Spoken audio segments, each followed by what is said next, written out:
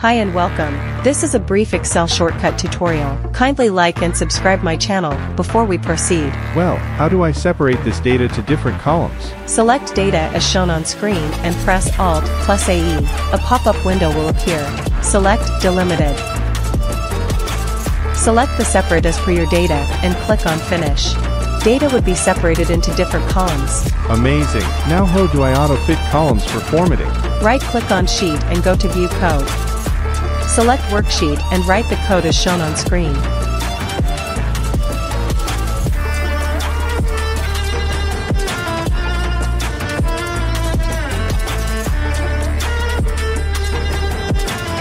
Close the main window and your data would automatically fit into respective columns. How do you select data from keyboard?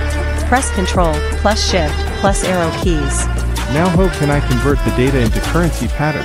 Select the required data and press Ctrl plus Shift plus $sign. Data would be converted to currency pattern automatically. And how do I convert number of days to date format?